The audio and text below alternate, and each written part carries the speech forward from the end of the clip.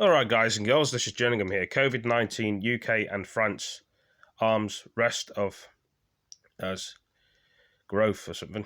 So we're going to be looking at this video. Let's have a look here. Go to that video. Come on, work. Increase in some places in due course, not reduce. The French government is to announce plans to lift the cross-channel travel ban. Lorry drivers have spent a second night in their cabs waiting at the port of Dover. The government said last night there were almost 1,000 lorries parked up on the motorway, but driving around Dover this morning there are HGVs everywhere. The figure is likely to be much, much higher.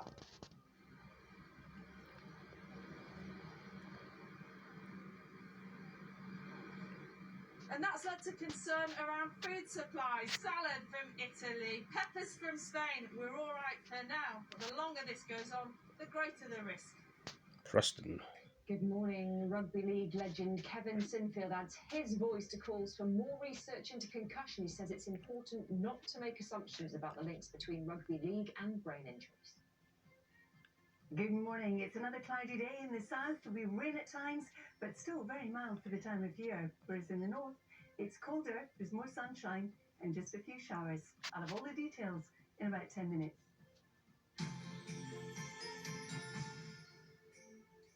Hello, good morning. Tuesday, the 22nd of December, and our top story is that the government's chief scientific advisor has warned that tougher restrictions are likely to be needed in more areas of England to control that new variant of coronavirus. Sir Patrick Ballant said further measures may be required to counter a likely increase in cases as a result of Christmas mixing. Mr. Ballant said the more infectious form of the virus needs to be taken very seriously, as John Donnison reports.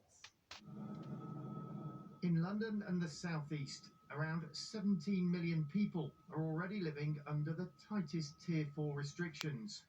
But now a warning from the government's chief scientific advisor that stricter measures are likely to be needed in more areas of England to try to control the virus.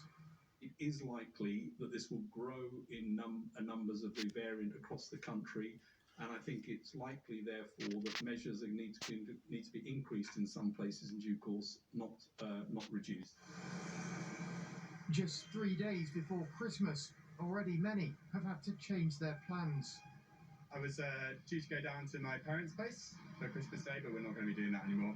We were going to have Christmas with 6 other people in our house, and they're not coming now. In Greater Manchester and the West Midlands, health officials have said anyone visiting their regions from Tier 4 areas and from Wales should self-isolate for 10 days.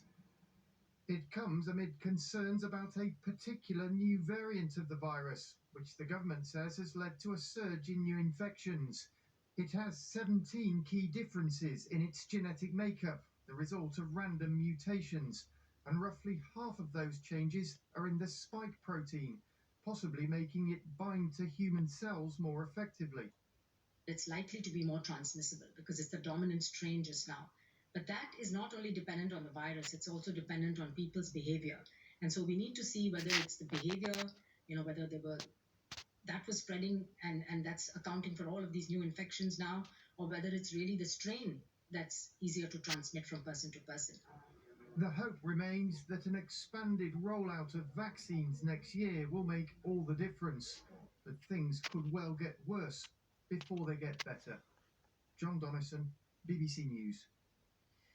The French government says it will announce measures today that will allow transport links with Britain to resume and trade to flow across the Channel again. Yeah, the question is, when will that happen? Boris Johnson and President Macron spoke last night following France's decision to close its border after growing concern about the new variant of coronavirus.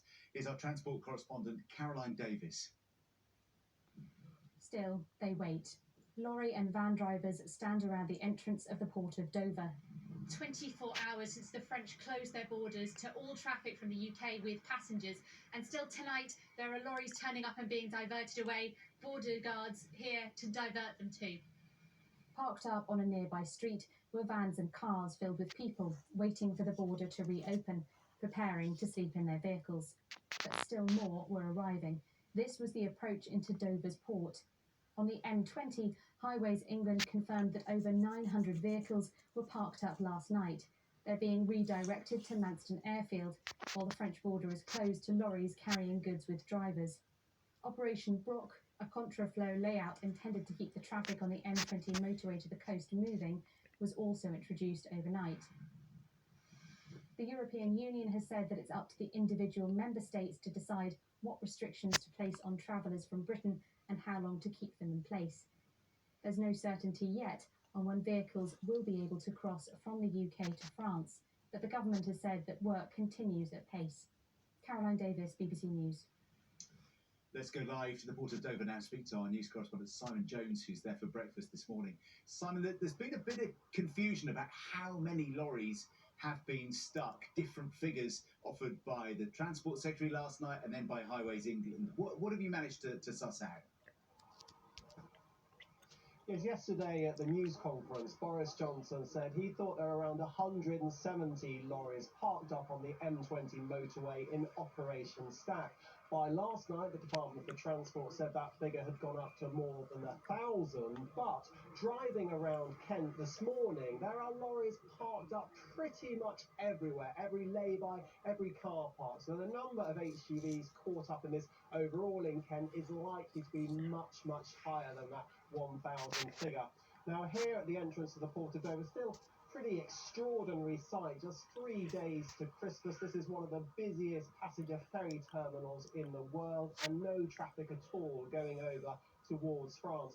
What is the way out of this? Well, we're expecting some sort of announcement from the EU today. That could involve anyone wanting to cross the channel to have a negative coronavirus test. So if you consider the number of lorry drivers caught up in all this, the operation that would take to introduce this testing to ensure that everyone had these negative results, and then being able to prove it at the border to get across, that would be a massive operation. So the sad reality is, for some lorry drivers, it looks like they may well be spending Christmas in their cabs rather than back home. Oh dear. Simon Jones, thank you very much indeed. It is understood that people arriving in Northern Ireland from the rest of the UK will be asked to self-isolate for 10 days. The Northern Ireland Executive voted against imposing a travel ban from Britain, fearing it could have serious implications for the viability of air and ferry routes, but it is advising people to avoid non-essential journeys. Royal Mail has suspended deliveries to Europe, except the Irish Republic, because of those travel bans. The firm says it's also experiencing delays to Canada and to Turkey. Meanwhile, the courier company DHL has stopped all package deliveries to the UK. US President-elect Joe Biden has received his first dose of the Pfizer COVID-19 vaccine live on television. Vice President Mike Pence and House Speaker Nancy Pelosi have also had the jab. Mr. Biden, who's 78 and considered to be in high-risk group, said he was getting it to show Americans it is safe to take, and urged Americans to get it as soon as it became available. Well, guys and girls, hope you all enjoyed the video. Give it a like, give it a comment, share it with your friends, and I'll see you in the next one. Peace.